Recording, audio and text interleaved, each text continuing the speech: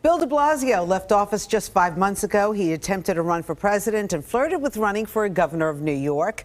Now the former mayor has chosen to run for Congress in the newly redrawn District 10, made up of Lower Manhattan and parts of Brooklyn. Currently, there's no clear frontrunner in this race, but a recent poll finds 77% of voters are actually undecided here. Wow, can Bill de Blasio make a political comeback?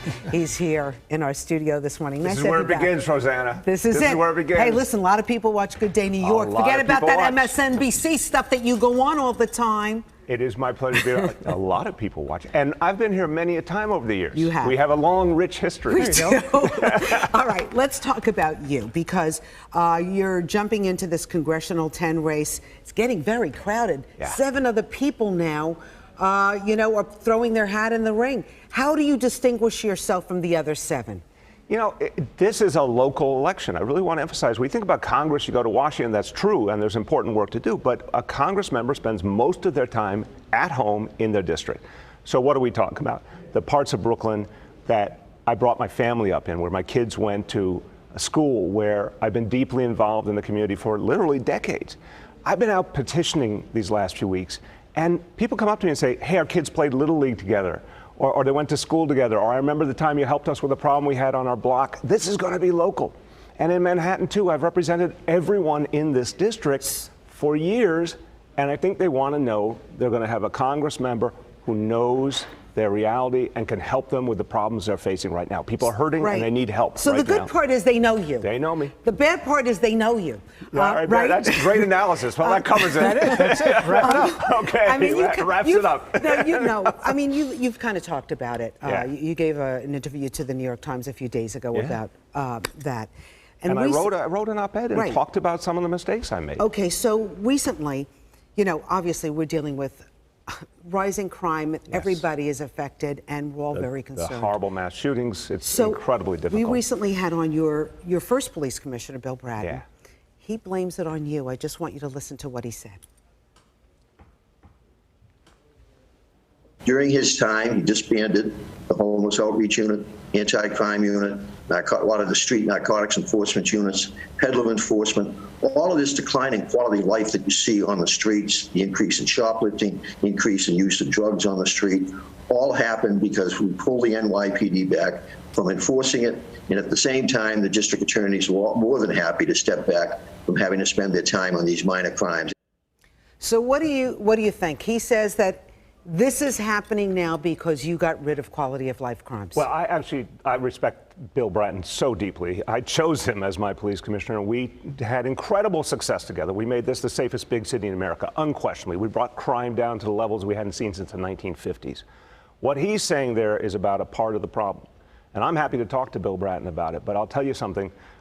Commissioner Dermot Shea believed, and I agreed with him, that the way that anti-crime unit was structured was actually not working. It was not getting the prosecutions we needed effectively, and unfortunately creating more tensions with community where we needed more community cooperation. I think Commissioner Shea was right. It was an idea he put forward that I agreed with.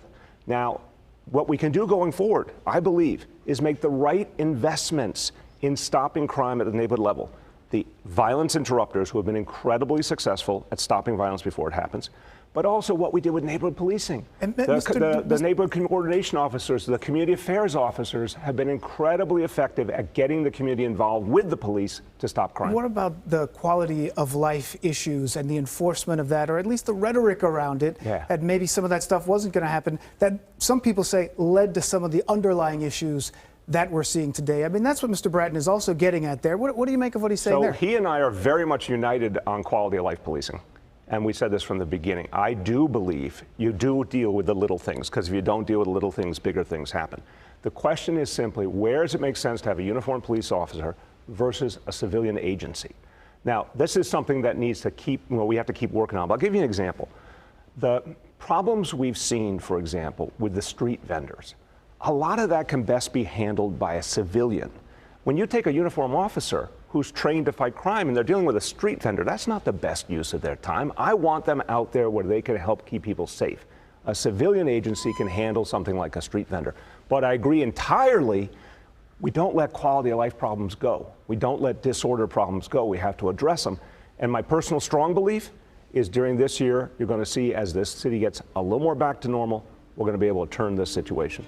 You know, you are going to have 7 other people who are almost certainly going to come after you because you're the most well-known person in the race. I mean, and you can expect that there are going to be several different things they're going to try to point out. I want to read a recent headline from the city. Quote, past political fundraising and an ill-fated campaign for president have left New York City's former mayor with a mountain of unpaid debts. And they referred to a few $100,000, whether it was taxpayers, a law firm, and political consultants. What's your response to that article? I'm sure you've read it. Well, I just want to first say to your first point, yeah, people know me. And so I've been out petitioning for all this whole last couple of weeks, and people come up and they have a conversation. And you know, a lot of people say, thank you for getting us through the worst of COVID. Thank you for making vaccine available. Thank you for pre-K, 3K. People come up to me and they know what I did for them. And they come up also sometimes with a criticism or something they don't like. I just want to say that. But to your question, every debt I've had in my life, I've paid. Personal, political. I've had campaigns going back to 1999 when I ran for local school board. So will you every pay? Debt. Will you pay this debt? Of course. And I'm saying, if anyone can find a debt I never paid, call me. But I always pay my debts. A couple $100,000. I mean, now you've said to us before, Bill de Blasio. That's who you are. The everyman, the everyday man who's going to identify with people. Who has a couple $100,000 to pay these debts? I mean, are you going to? Or do you object to any of the ones that are out there? You have to raise money for it. It's the way these things are structured. You got to raise money for it. They will all be resolved. It's the bottom line.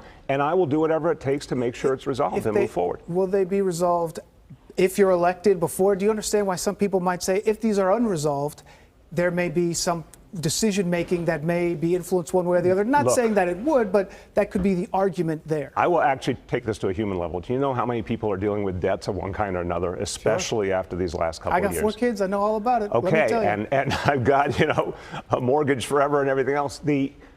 I think the everyday New Yorker who I talk to, they never, ever raise this issue as a negative. I have, again, every debt I've ever had, I've paid. I will pay these. But the bottom line is, I believe in public service. It is a vocation for me. I started out at local school board, not something fancy, and I was honored to serve in the local school board in my neighborhood, and then city council. And I'm going back to the neighborhood that's been my entire life with my family, and I want to serve again. You know, people could say to you guys, how on earth do you want to get up at 3 o'clock or 4 o'clock in the morning to do what you do? You believe in it, you love it, you know it's a public service, you know you're doing good. I want to do that because I think I can do good in this world. Let me ask you, how's the fundraising going? And it's just begun, but I feel very good about the response because, again, when you know people, look, there's a range of candidates, and some are brand new to this district, and some are been around a while. But every single person in this district I have represented and served, and many, many people I've worked with for years are coming forward to help. Now, I think it's going to be a tight race and entirely unpredictable, as you said, Dan. I think no one's going to know where this thing goes. Right. But what I do know is there's a lot of goodwill, because if you've actually served people, especially during COVID, I think folks saw I gave my heart and soul trying to bring this city back. You had your press conferences every day, and you tried to calm the city down, and we were all very nervous. But people, like, you know, this morning we said you were coming on, and people started again with, where is the $800 million that Thrive had? And I know that some of the money can be accounted for. All of the money can be accounted for. But there was like some kind of fuzzy. No, Rosanna, I'm glad you asked the question. Can I just take this head on? Yeah. We invested money. Let me tell you where money went. Screenings of every single public school child to see if there were mental health problems that had developed as a result of COVID, and then to get them the treatment. Mental health first aid, so everyday New Yorkers would know how to handle mental health problems in their family.